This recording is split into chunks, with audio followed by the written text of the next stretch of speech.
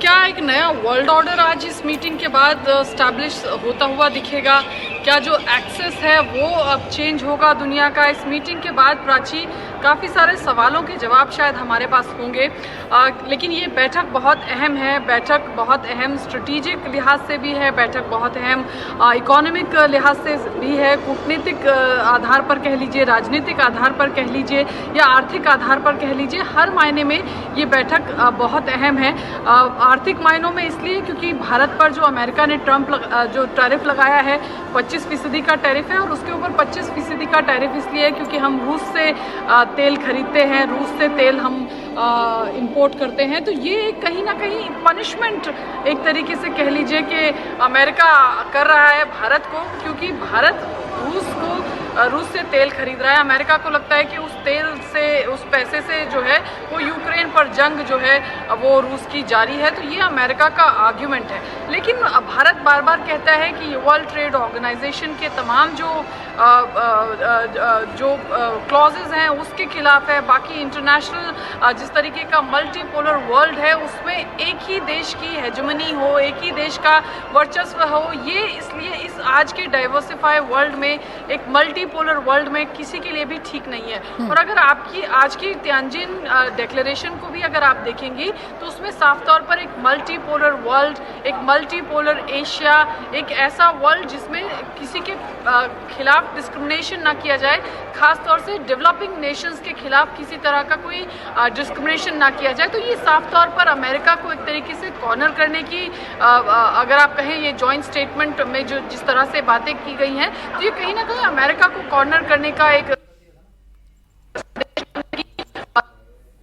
बिल्कुल विजय लक्ष्मी, इस बैठक से यही तय होगा कि क्या आज कोई नया वर्ल्ड ऑर्डर तैयार होने जा रहा है। अमेरिका जिस तरीके से मनमानी करता है, अमेरिका जैसे कई देशों पर दबाव बनाने की कोशिश करता है, भारत पर दबाव बनाने की कोशिश अमेरिका ने की, 50% का टैरिफ भारत पर लगा दिया। उसके बाद अब यहां से क्या नया वर्ल्ड ऑर्डर तैयार होने जा रहा है, इस पर सभी की निगाहें टिकी हुई हैं, क्योंकि इससे पहले एससीओ समिट के दौरान जो तस्वीरें पूरी दुनिया ने देखी वो तस्वीरें थी राष्ट्रपति व्लादिमीर पुतिन और प्रधानमंत्री नरेंद्र मोदी की दोस्ती की। दोनों हाथों में हाथ डालकर एक दूसरे से गले मिलकर मुस्कुराकर बात करते हुए बढ़ रहे थे, और फिर एक गाड़ी में बैठकर उस डेस्टिनेशन पर पहुंचना जहां दोनों ही देशों के बीच में बायलैटरल टॉक हो रही है।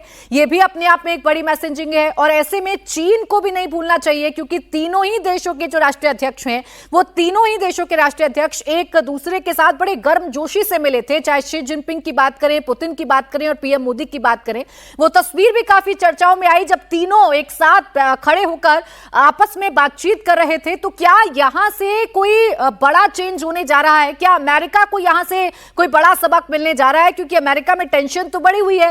अमेरिका ने तमाम कोशिश की कि वो भारत को दबाव में लेकर आए, भारत पर दबाव इसी बात का कि आप रूस से तेल खरीदना बंद कर दें, लेकिन भारत ने ऐसा नहीं किया। भारत अपने स्टैंड पर कायम रखा, और भारत कैसे क्लियर एंड आउट बोलता है, कैसे क्रिस्टल एंड क्लियर बोलता है, ये आज एससीओ समिट में भी पूरी दुनिया ने देख लिया है। वही एससीओ समिट जहां पाकिस्तान भी बैठा हुआ था, वही एससीओ समिट जहां तुर्की भी बैठा हुआ था, मेजबानी कर रहा था चाइना। और अब आप तस्वीर देखिए, बॉडी लैंग्वेज क्योंकि कूटनीति में बहुत मायने रखती है, और यही बॉडी लैंग्वेज आज सुबह से special and privileged strategic partnership की गहराई और व्यापकता का परिचायक है।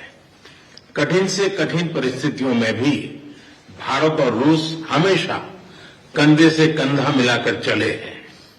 हमारा करीबी सहयोग न केवल दोनों देशों के लोगों के लिए, बल्कि वैश्विक शांति, स्थिरता और समृद्धि के लिए महत्वपूर्ण है। एक्सेलेंसी, यूक्रेन में चल रहे संघर्ष के विषय में हम लगातार चर्चा करते रहे हैं। हाल में किए गए शांति के सभी प्रयासों का हम स्वागत करते हैं। हम आशा करते हैं कि सभी पक्ष कंस्ट्रक्टिवली आगे बढ़ेंगे, संघर्ष को जल्द से जल्द खत्म करने और स्थायी शांति स्थापित करने का रास्ता खोजना होगा। ये पूरी मानवता की पुकार है। एक्सेलेंसी, एक बार फिर आपका मैं हृदय से बहुत बहुत धन्यवाद करता हूं। Уважаемый господин премьер-министр, дорогие друзья, мы очень рады нашей встрече.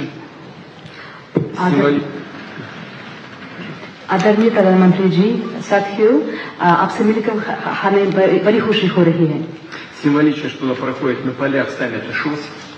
ये बहुत प्रतिमात्मक है कि वो एससीओ शिखर सम्मेलन से इतर हो रही है। Организация, которая позволяет объединять усилия глав государств глобального Юга и Востока. ये एक संगठन है जो ग्लोबल साउथ और ईस्ट के देशों के नेताओं को प्रयास मिलाने को एक मंच प्रदान करता है। Усилия по созданию в Евразии архитектуры равной и неделимой безопасности. यूरेशिया में समान और अविभाज्य सिक्योरिटी ढांचे को बनाने के लिए प्रयासों के लिए एक मंच प्रदान करता है। Уважаемый господин премьер-министр, дорогой друг, 21 декабря исполняется 15 лет со дня принятия совместного заявления, в котором отмечен выход наших отношений на уровень особого привилегированного стратегического партнерства.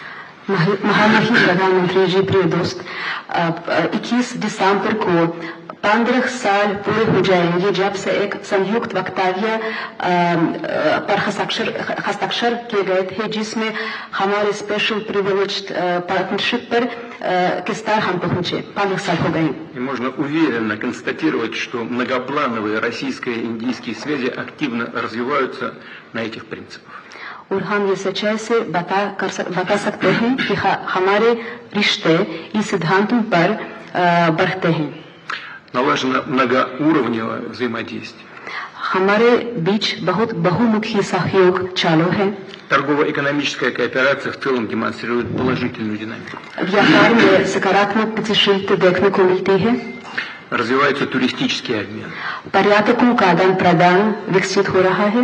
Мы тесно координируем наши усилия на международной арене.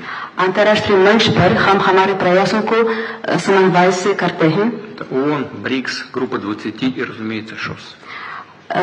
यूएन, ब्रिक्स, एससीओ जरूर इस गठन में से शामिल है। И сегодня хорошая возможность обсудить основные задачи дальнейшего развития многопланового двустороннего сотрудничества в различных областях. और आज की मुलाकात से हमारे रिश्तों को आगे बढ़ाने पर रास्तों पर बातचीत करने का एक बहुत अच्छा मौका मिलता है। Уважаемый господин премьер-министр, дорогой друг, Россия и Индия поддерживают десятилетиями особые отношения, дружеские, доверительные. Это фундамент для развития наших отношений в будущем. आदरणीय प्रधानमंत्री जी, प्रिय दोस्त, रूस और भारत के बीच बहुत विश्वसनीय रिश्ते बने हुए हैं। इस सिद्धांतों पर वे विकसित हो रहे हैं। И эти отношения носят абсолютно внепартийный характер, поддерживаются подавляющим большинством народов наших стран. और ये किसी से पार्टी या राजनीति पर आधारित नहीं है। लोग, हमारे दो देशों के लोग इस रिश्तों का समर्थन करते हैं। Спасибо. धन्यवाद।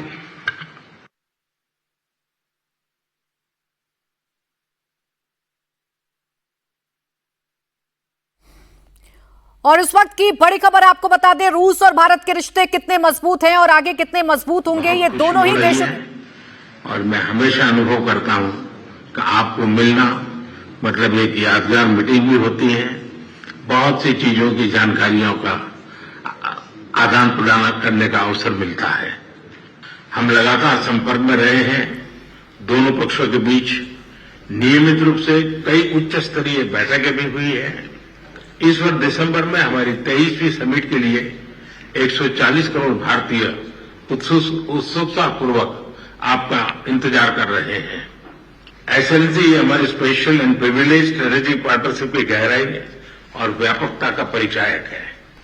कठिन से कठिन परिस्थितियों में भी भारत और रूस हमेशा कंधे से कंधा मिलाकर चले हैं। हमारा करीबी सहयोग न केवल दोनों देशों के लोगों के लिए बल्कि वैश्विक शांति, स्थिरता और समृद्धि के लिए महत्वपूर्ण है। एक्सेलेंसी, यूक्रेन में चल रहे संघर्ष के विषय में हम लगातार चर्चा करते रहे हैं।